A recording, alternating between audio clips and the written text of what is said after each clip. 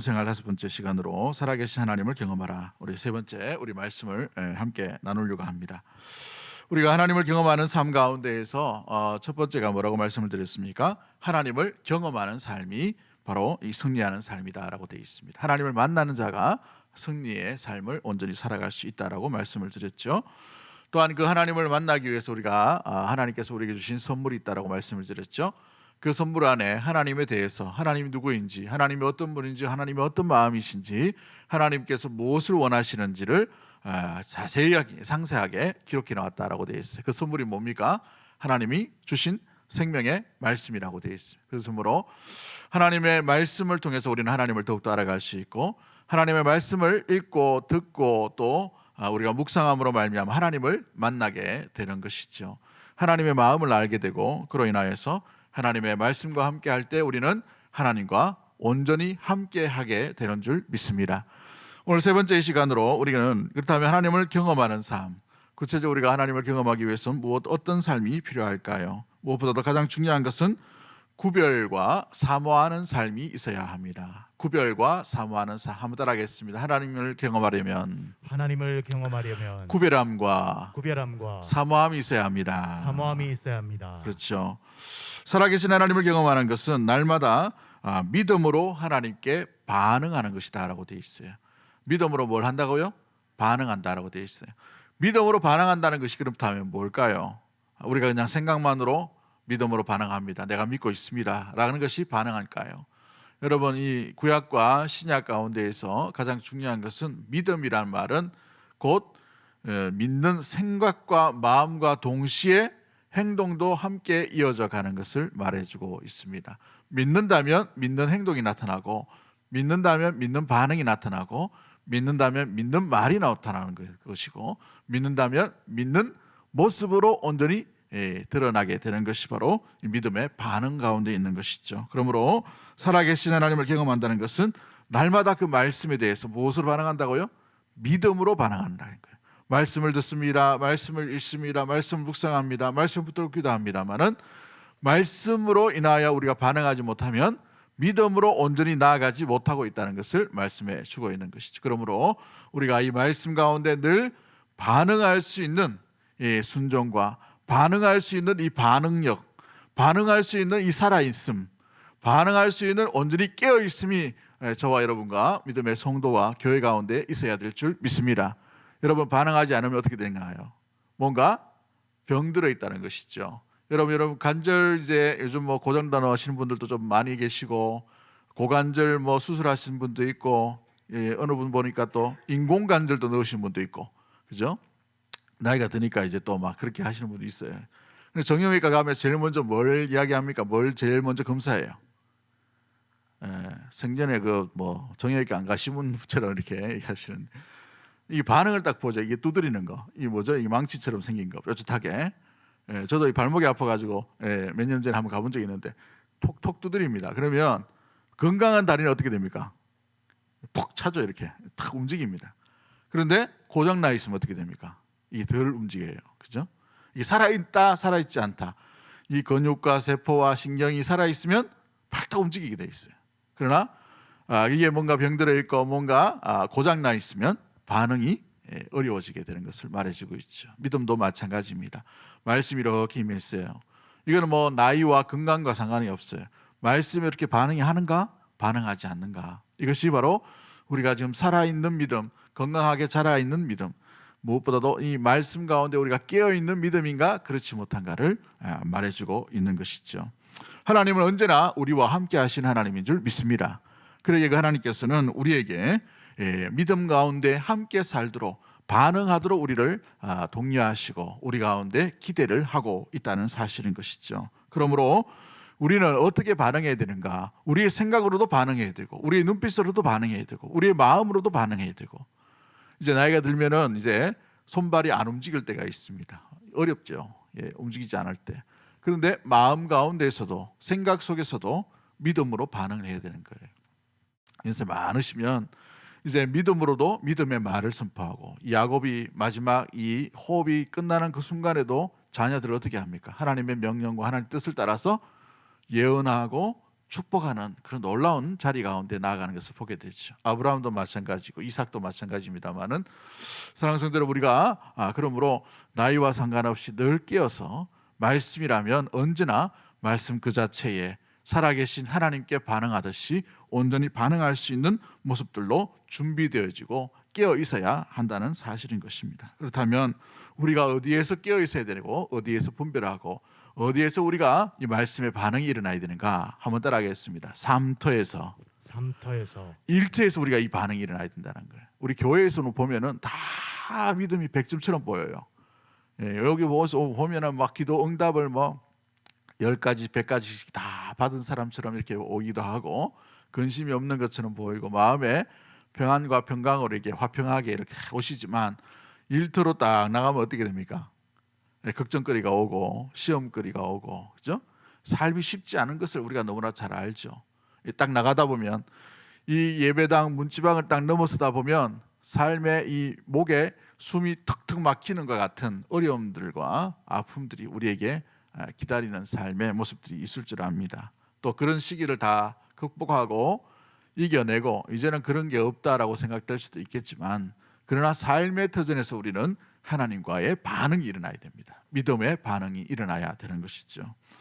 그러면 오늘 본문에서 뭐라고 말합니까? 출애굽기 3장 5절 말씀, 우리 본문을 다시 한번 읽어봅니다. 하나님이 이르시되 이리로 가까이 오지 말라. 내가 선 곳은 거룩한 땅이니 내 발에서 신을 벗으라. 40년 동안 광야에 묻혀있던 모세에게 하나님께서 말씀하신 것입니다. 40년 동안 왕자로서 애굽에서 떵떵거리면서 살다가 어느 날 실수로 사람을 죽여버렸습니다. 도망자의 신세로 40년 동안 미디안 광야에 갇혀서 왕자의 신분에서 목동으로 전락해서 아무도 알아주지 아니하고 아무도 인정해주지 않는 잊혀진 세월에 40년을 보낸 이 모세의 모습이죠. 그의 직업이 무엇으로 바뀌었습니까? 양치기, 양을 치는 사람, 목동의 신분으로 바뀌었습니다. 그리고 왕자의 신분으로 오고 간 데가 없는 40년 동안 완전히 역사 속에 묻혀있던 사람이 바로 이 모세였다는 것이죠. 그런데 하나님께서 언제 그를 불러주십니까? 그 목동의 신분으로 양을 치는 그 산에 올라갔을 때에 하나님께서 그를 만나주셨다는 거예요. 애굽의 왕자로서 만나준 게 아니고 뜬구름 잡는 그 속에서의 왕궁의 삶 가운데에서 하나님께서 그를 불러주신 것이 아니라 어디에서 불러주십니까? 그렇죠. 아무도 없는, 알아주지 않고 잊혀지고 아무도 모르는 그 양치기의 그 일들에 충실할 대로 젖어 있는 40년 동안 그 세월을 보내었던 80살의 모세가 그 삶의 터전 가운데서 살아가는 그 땅에서 하나님께서 그를 불러주셨다는 것입니다. 그를 만나주셨다는 것이죠.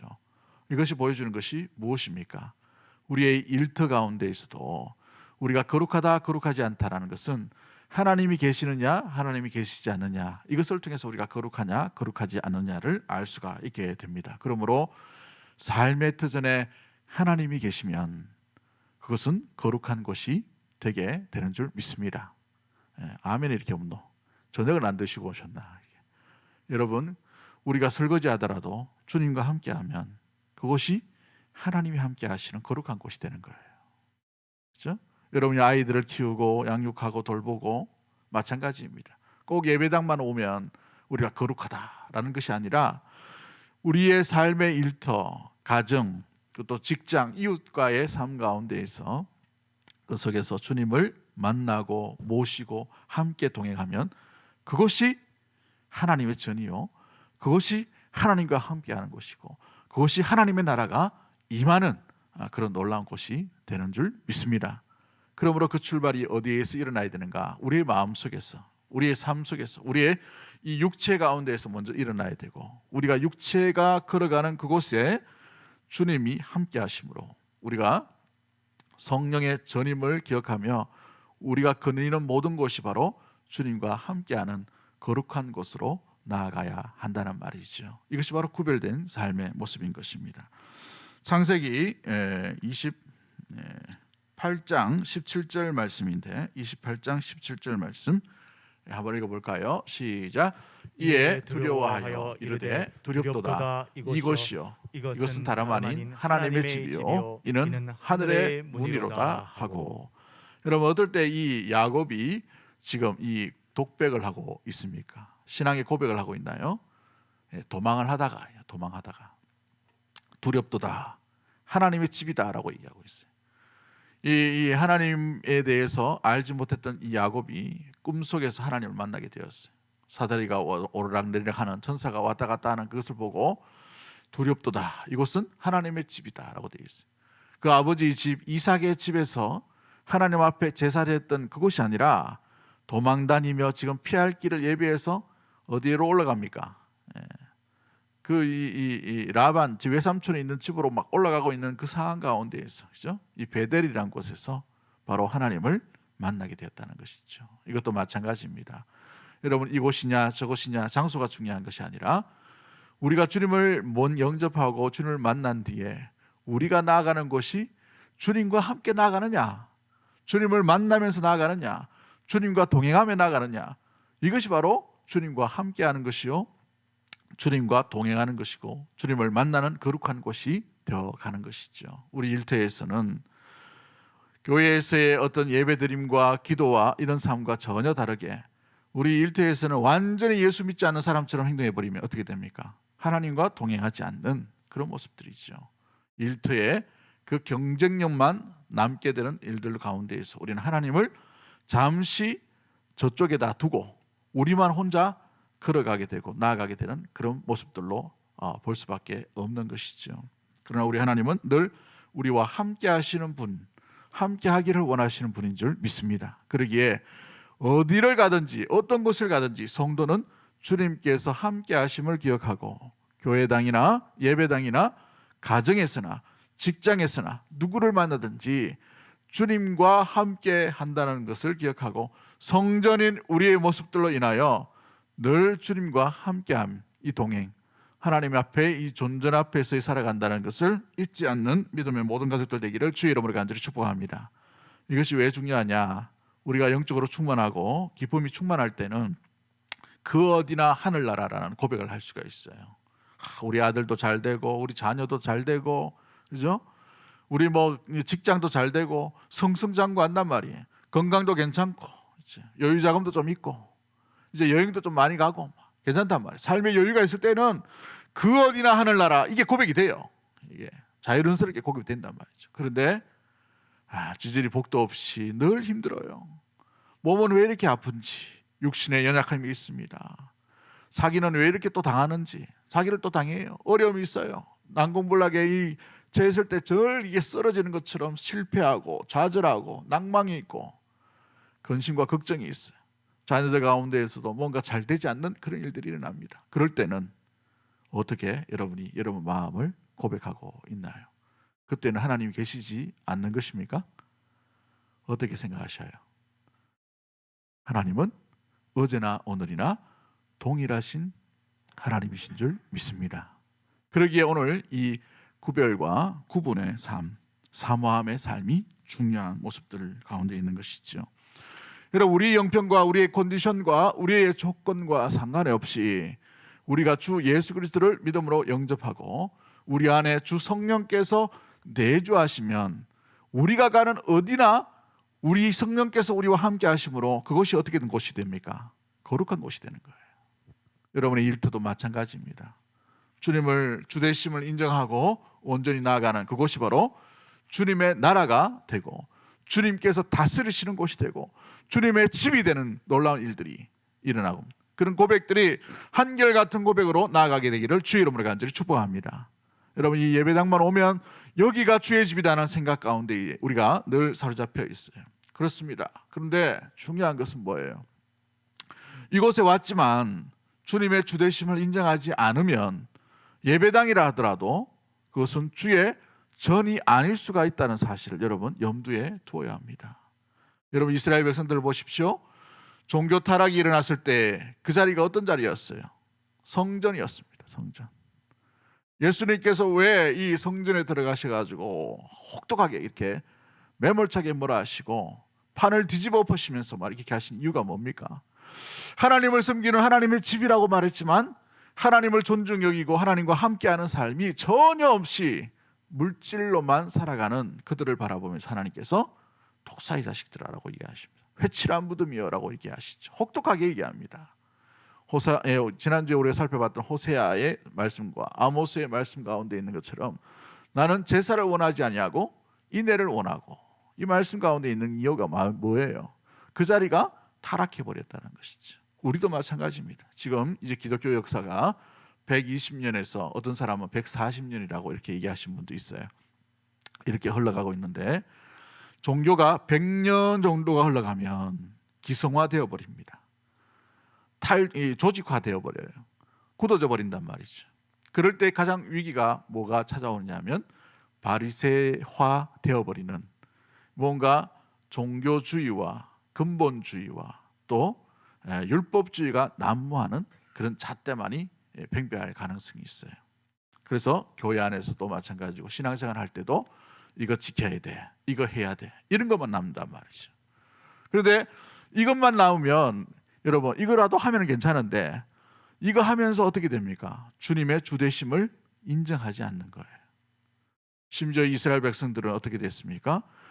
이 성전의 주인이신 예수님이 오심에도 불구하고 예수님의 오심을 이해하지 못하고 받아들이지 못함으로 어떤 일을 해버립니까? 십자가에 못 박게 되는 어리석은 일까지 일어나게 되는 것을 보게 되죠.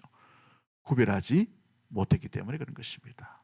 여러분, 우리 일터와 우리의 예배당이 이제 우리가 세상 가운데에 여기는 거룩하고 저기는 세속적이고 이런 구분이 아니라 하나님이 어디에 있든지 우리가 주님을 주되심을 인정하는 그곳이 하나님의 나라요 하나님의 집임을 항상 잊지 않는 믿음의 모든 가족들 되기를 주의 이름으로 간절히 축복합니다. 그렇습니다. 우리 일터의 삶 가운데도 마찬가지죠. 일터 가운데 일하다 보면 이건 정도는 하나님께서 눈 감아 주시겠지라는 생각을 할 수가 있어요. 그런데 그것이 아니라 일터 그 한복판에도 하나님은 여전히 살아계신 하나님이에요. 우리가 너무 열심히 하다 보니까 교회 중심으로 계속 모입니다만은 우리의 삶의 90% 이상은 우리가 이웃과 사회 가운데서 살아가고 있어요. 한국 교회가 교회는 잘 가르쳤는데 세상은 잘 안 가르쳤습니다. 이와 같은 일들이 일어나므로 어떻게 됐습니까? 여기서는 승리하는데 세상으로 나가면 실패할 확률이 많단 말이죠. 우리가 승리해야 될 것은 예배당에서 승리하는 것이 아니라 우리의 일터에서 승리해야 되는 모습들이 필요하게 되는 것이죠. 그러므로 가장 중요한 게 뭐냐면 여기서 만난 하나님, 여기서 우리가 경험한 하나님, 여기서 깨달은 그 하나님을 우리의 삶터와 일터에서도 동일하게 우리가 깨닫고 인정하고 고백하고 주님과 함께 모시고 살아가는 놀라운 그것이 되어야 한다는 사실인 것입니다. 우리의 가정 속에서도 하나님은 살아계신 하나님인 줄 믿습니다. 우리의 일터 속에서도 하나님이 살아계신, 우리가 거룩하신 하나님인 줄 믿습니다. 또한 우리가 나가는 모든 것에 이웃과 예수 그리스도를 믿지 않는 사람과의 만남 가운데서도 우리가 주님을 믿기 때문에 그곳에도 주님께서 함께 하시고 역사하는 것, 여러분 그 의식을 가지고 나아가야 하는 것이죠. 그러므로 말미암아서 우리가 늘 위의 것을 소중히 하고 사모하고 나아가야 되는데 삶의 영역에서 우리가 구분할 때에 어떻게 해야 되는가 한번 보도록 하십시다. 우리 그래프를 한번 볼까요? 표를 한번 보도록 하십시다. 여러분, 우리가 생각할 때에 영적인 일은 늘 종교적인 일이다라고 생각할 수 있어요. 이제 맨 오른쪽에 보시면 영적인 일은 늘 종교적인 것이다. 하나님을 섬기고 예배하고 이런 것이 다 영적인 일이라 생각할 수 있지만 밑에 보십시오. 영적인 일인데도 불구하고 어떻게 할 수 있어요? 세속적일 수 있어요. 이게 우리의 굉장히 중요한 위협 가운데에 또 약점 가운데 노출되어 있을 수가 있단 말이죠. 한 예를 들어서 말씀을 드리죠. 너무 바빠요. 일하다 보니까. 너무 주의 일을 하다 보니까 너무 바빠요. 여기 봉사해야 되고 저기 봉사해야 되고 막 해야 된단 말이죠. 그러다 보니까 이 일은 많이 필요하고 빨리빨리 해야 되고 사람은 부족하고 하다 보니까 늘 이렇게 처음에는 열심히 하고 온전히 순수한 마음으로 죽게 하듯이 했는데 시간이 좀 지나다 보니 어떤 마음이 듭니까? 때우기식으로 하는 거예요. 때우기식으로. 그렇죠? 많이 해보셨죠? 마찬가지입니다. 그렇죠? 저도 임원 7개 하고 막 이렇게 하다 보니까 이쪽 가서 회의하는데 대충 해버리고 저쪽 가서 일하는데 대충 하고 이렇게 하더라고. 근데 요쪽 대충하고 정말 집중해야 될 일에 집중해야 되겠다 생각했는데 나중에 되니까 모든 일을 다 대충해 버린다는 것이죠. 여러분, 이게 바로 종교적인 일을 함에도 불구하고 세속적인 일을 할 수가 있어요. 우리 삶에 한번 현미경과 돋보기로 우리 삶, 나 자신의 삶을 한번 돌아보죠. 기도를 열심히 합니다. 기도를 열심히 해요. 새벽 기도뿐만 아니고 집에 가서도 열심히 해요. 근데 이게 습관이 되었어요. 습관이 된 건 좋은 현상입니다만은 어느 날 보니까 기도는 하고 있는데 하나님을 사랑하지 않아요. 그렇죠? 열심은 하는데 하나님에 대한 마음이 잘 느껴지지 않아요. 뭔가 빠지지 않아요. 정말 열심히, 남에게 이게 어떤 손가락질 하는 것이 아니라 자기 스스로의 문제입니다. 뭔가 열심히 하는데 내 마음 가운데 그것을 잃어버렸단 말이죠. 예. 설거지를 열심히 주의 일 가운데에서 교회에 섬기려고 합니다. 그런데 한 일주일, 2주일 되다 보니까 너무 더워요. 이 설거지 이거 누가 만들었노? 이런 마음이 듭니다. 처음에는 순수하게 자발적으로 하려고 하는데 주의 일이고 교회 사는 일이기 때문에 봉사하고 순종하고 하려 하는데 처음 그 마음은 어디 갔냐 보니까 야 2주만 지나라 이런 마음 가운데에서 마음 가운데 이것이 때우기식으로 전락되어 버린단 말이죠. 순서도 마찬가지고 봉사도 마찬가지고 헌신도 마찬가지죠. 그로 인하여서 우리는 항상 주의해야 될 게 뭐냐 하면 성도는 우리의 이 종교성과 같은 이 예배의 행위와 신앙의 모습들이 위로 향하고 있는가? 아니면 그림 한번 더 띄워주시면 밑으로 향하고 있는가? 항상 점검해 봐야 됩니다. 우리가 이 종교적인 일이, 우리 신앙적인 일이 온전히 주님을 향해서 나아가고 있는가? 이걸 구별해야 된단 말이죠. 이걸 구별하지 못하면 우리는 역시도 예수님께서 그토록 책찍질하시고 뭐라 하신 바리새인화 되어가고 있다는 거예요. 남 이야기할 필요 없습니다. 우리 자신을 돌아봐야 돼요. 우리 자신을. 세속적인 일로 종교가 타락해버리면 어떻게 됩니까? 우리나라 역사를 잠깐 이렇게 설명해 보면 우리나라 역사가 나라가 망할 때는 항상 종교도 망했어요. 고려 망할 때 뭐 때문에 망했습니까? 그 원인은 아니지만 불교 때문에 망했어요. 유교가 타락할 때쯤 되면 조선이 망했어요. 그죠? 이 희한하게 됩니다. 물론 망한 게 아니라 나라가 이게 평화롭게 갖다 바치고 이런 특별한 나라였습니다만은 여러분 이 나라가 처음 이 대한민국이 세워질 때 국회에 예배드리고 시작했어요.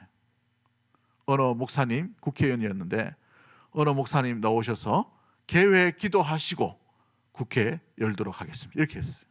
몰라셨죠? 얼마나 감사한지요, 그죠? 처음 우리나라가 세워질 때 그랬단 말이에요. 개헌 국회 할 때. 그 초기에 예수 믿는 사람들이 얼마나 많은 사람들이 독립투사였고 운동가인지 몰라요. 그분들이 이제 시장이 되고 국회의원이 돼가지고 국회에 많이 나가게 되었어요. 그런데 보십시오. 좀 지나고 나니까 누가 타락했습니까? 그분들이 타락했어요. 그분들이 넘어지게 되었어요. 돈 맛을 안 것이죠. 권력의 맛을 안 것이에요. 그리고 아무리 우리가 종교적인 열심을 하고 신앙적으로 깨어있다 하더라도 우리의 이 오늘의 예배가 우리의 오늘의 찬양과 기도가 주님을 향하고 있는가? 아니면 그냥 세속적인 내 복을 위한 것만, 나 자신만을 위한 것인가? 항상 우리가 늘 예배 시간에 왔을 때에 점검해 가야 되고 구분을 해야 할 이유가 여기에 있는 것이죠. 또 그림을 보시면은 이 그림 보면은 우리가 직장과 사회 가운데 있어도 마찬가지입니다. 그 앞전의 그림입니다. 그 아까 처음 일상적인 삶인데 일상적인 삶 속에서도 우리는 영적인 삶으로 거룩한 위로 향하는 일들을 할 수가 있어요. 직장 상사가 뭔 일을 시킵니다. 그런데 요셉이 일을 했던 것을 한번 잘 보십시오. 그 주인에게 했던 것을 한번 잘 보세요. 주인의 마음에 쏙 들게 합니다. 그렇죠? 그러니까 주인이 이 보디발이 모든 것을 다 맡겨버리잖아요. 처음 듣는 이야기처럼 이렇게 보이시는 것 같은데, 그죠? 주인의 마음을 쏙 들게 해요. 다니엘을 한번 보십시오. 다니엘이 일할 때에도 마찬가지죠. 구분하였습니다. 그런데 그 구분된 일을 가지고 그 왕과 그 왕의 신하들과 완전히 원수가 돼서 살아가는 게 아니라 어떻게 살아가요? 그들을 감동시켜 버려요. 그들 가운데에 오히려 이 지혜로 온전히 하나님의 사람됨을 인정받는 것을 보게 됐죠. 철저하게 세상적인 일이었습니다. 구약에 보면은 철저히 하나님을 믿지 않는, 하나님을 믿는 백성들 탄압한 그런 백성들이었어, 나라였습니다. 그럼에도 불구하고 그 속에서 일할 때에 그 왕조차도 어떻게 합니까? 감동시켜버리는 일들이 일어나죠. 다윗을 보십시오. 너무 잘하니까 왕조차도 두려워하게 되는 일들도 일어나게 되는 것을 보게 되죠. 여러분, 우리의 평소의 삶 가운데 마찬가지입니다. 예전에 우리 대기업 중에 E로 시작하는 대기업이 있었어요. E로 시작하는 대기업이 있었는데, 온전히 처음 시작할 때에 그 예수 믿는 그 집사님, 이 남대문 상가에 옷을 떼다가 이대 앞에서 이 옷을 팔게 되었어요. 너무 잘 팔리는 거예요. 감각이기 때문에 너무 잘 팔렸어요. 그래서 직원을 막 또 모읍니다. 직원을 모았는데 자기 교회 이 예수 믿는 청년들을 많이 모으게 되었어요. 그러다 보니까 이 사업이 점점점 커지게 되었어요. 이제 기업이 되고 대기업이 되어가는 그때에 하나의 원칙을 세웠습니다. 원칙을 세우는 게 뭐냐면 예수 믿는 사람만이 지원할 수 있도록 됐어요. 그런데 그렇게 뽑으니까 나중에 되니까 어떤 일이 있었냐면, 회사에서 일하는데 성경책 보고 있는 거예요. 근무 시간에. 출근 시간인데 출근하기 전에 큐티를 하든지 뭘 하든지 다 하고 와야 되는데, 회사에 와서 출근 시간, 근무 시간 하고 있는데 큐티 한다고 또 펴놓고 있는 거예요. 여러분, 회사는 이윤 중심에 돌아가는 겁니다.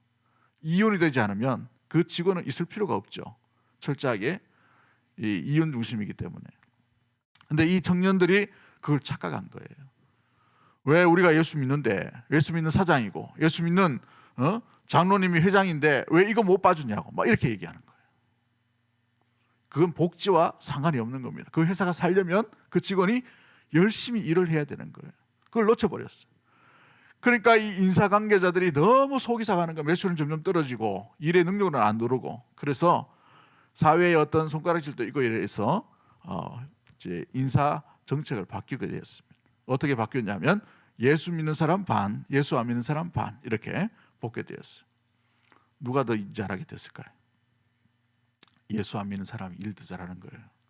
밤새워서라도 그 일도 해나고 이렇게 하니까. 여러분, 이 크리스찬이라는 것은 세상에 나가서 빛과 소금의 역할이 되어야 돼요. 교회 안에서 아무리 큰 소리 치고 아무리 뭐 잘났다 하더라도 세상은 알아주지 않아요. 우리가 세상에서 흩어져야 그 흩어짐 속에서 빛으로 소금으로서 역할들 제대로 하지 못하면 그 회사에서 인정도 못 받는데 어떻게 예수 믿는 사람에 대해서 대단하다, 존중한다 이렇게 될 수가 있게 됩니까? 그렇기 때문에 많은 사람이 중요한 게 아니라 그 속에서 한 사람이라도 그 회사 가운데 영향력을 끼치는 그런 인물, 그런 사람들로 나아가야 되는 것이죠. 예전에 들었습니다마는, 우리 교회는 아닙니다마는 그 전도할 때 이런 이야기를 들었어요. 한참 전도하고 막 이렇게 하는데 그 교회에 누구누구 다니죠 이렇게 하는 거예요. 그 사람 다니기 때문에 안 갑니다 이렇게 하는 거예요. 얼마나 창피한 일이에요. 이건 부끄러운 일이죠. 여러분, 너무 이게 우리가 거룩과 세속에 대한 구분을 하다 보니 거기서는 마음대로 살아도 될 줄 아는 거예요. 아닙니다. 우리는 영업하는 가운데에서도 하나님의 나라, 하나님의 백성으로서 영업해야 되는 것이고, 그렇죠? 물론 이윤을 남겨야 돼요. 손해보면서 판매하면 안 됩니다. 또한 우리가 상사와 이야기할 때에도 뭐 지나치 아부하란 말이 아니라 그 회사 상사에게 인정받을 수 있도록 해야 되는 거예요. 노예의 신분이었던 요셉도 그 보디발에 대해서 감동을 시켰다는 말이죠. 여러분, 그렇습니다. 우리는 세속적인, 지나친 세속적인 일들 가운데에서도 그 일 가운데 하나님의 살아계심을 드러낼 수 있는 위로 향하는 일들로 나아가야 하는 것이죠. 이것이 바로 구별하는 그런 모습들 가운데 있게 됩니다. 종교적인 영역에서 한번 볼까요? 그래프를 보시면 영적인 일들, 위의 것을 추구하는 세 사람의 인물이 나오죠. 아벨과 세리와 우리 또 베드로 디모데에서 나오는, 디모데 전서에서 나오는 이 바울의 이 모습들, 삶의 모습을 보게 됩니다. 그거 할 때에 아벨은 예배 드릴 때 어떻게 예배 드렸습니까? 하나님의 하나님 되심을 인정하고 어린 양의 첫 새끼를 하나님께 드렸어요. 하나님을 인정했단 말이죠. 예배도 대충 드리지 않았어요. 온전히 하나님 앞에 중심으로 드렸던 것이 아벨의 제사였습니다. 세리의 기도를 보십시오. 어떻게 했습니까? 나는 죄인입니다 라는 고백을 철저하게 하죠. 부끄러워서 얼굴을 들지 못하고 낯을 가리고 무릎을 꿇고 통곡을 하면서 나는 하나님 앞에 죄인입니다 라는 것을 철저하게 고백하죠. 우리가 이 예배당에 왔을 때에 철저하게 이 고백이 되지 않으면 예배의 온전함을 나아갈 수 없어요. 우리는 죄인이고 죄인을 받아주신 분이 하나님이기에 그 하나님 앞에 감사함으로 나아갈 수 있는 그 모습들이 바로 나는 죄인입니다 라는 고백이에요. 또한 이 바울이 디모데에게 뭐라고 얘기합니까? 모양을 추구하지 말고 본질인 능력을 추구하라. 열매가 뭐냐라는 거예요. 열매가 뭐냐? 그죠? 충성됨이 있는가? 오래 참음이 있는가? 양선이 있는가? 자비가 있는가? 인내감이 있는가? 이런 모습들이죠. 그러므로 우리가 이 영적인 일들을 추구하면서도 이와 같은 현상들, 이와 같은 일들이 일어나야 돼요. 그런데 여러분, 영적인 일을 하면서도 아래의 것, 육적인 일들을 추구할 때가 있단 말이죠. 가인의 예배를 보십시오. 아벨의 예배와는 달랐어요. 하나님께서 받지 아니하시는 예배의 모습들로 나가게 되었다는 것이죠. 헛수고한 것이죠. 바리새인의 기도를 보십시오. 나는 의인임이라는 모습들로 시장 텀 많은 사람들이 오고 가는 그 앞에서 고개를 빳빳이 쳐들고 두 손을 탁 벌리고, 얼마나 멋있는 모습이에요. 옷도 얼마나 멋있는 옷이에요.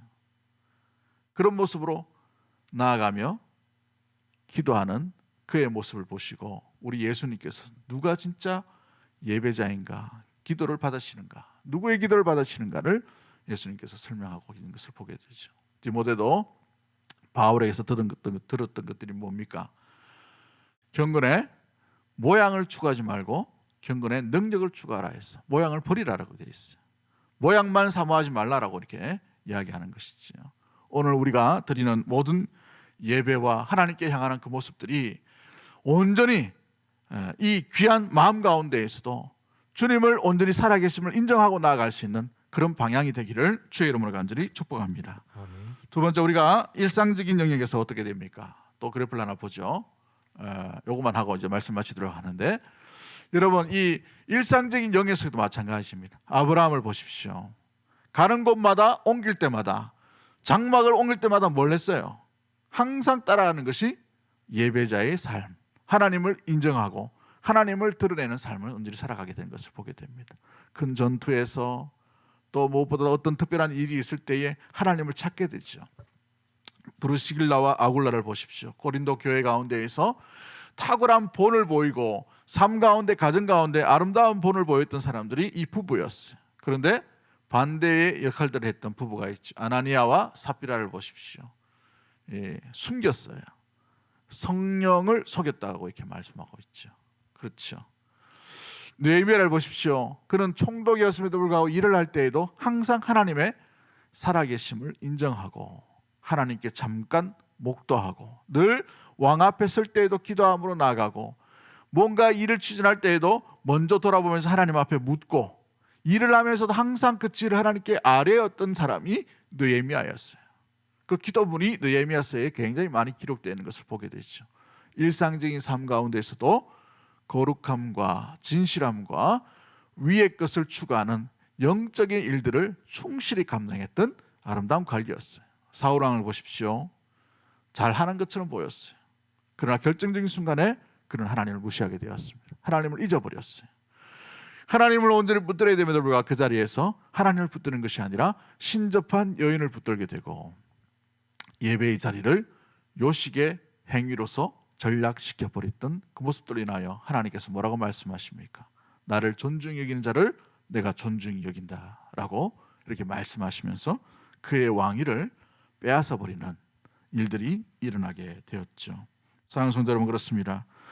우리가 진짜의 삶, 진짜 믿음의 반응, 진짜 백의 신앙은 예배당 안에서 발견되는 것이 아니라 삶의 터전 가운데, 여러분의 가정 속에서, 여러분이 홀로 있을 때에, 여러분이 이웃과의 대화 가운데에서, 여러분이 세상적인 일이라고 할 수 있는 그 일터 속에서 내가 믿는 하나님이 온전히 드러남을 기억하고 한결같이 주님을 모시고 그 어디나 하나님의 나라가 되는 놀라운 아름다운 구별과 구분이 있는 믿음의 모든 가족들이 되기를 주의 이름으로 간절히 축복합니다. 아멘. 기도합니다. 사랑의 하나님 아버지,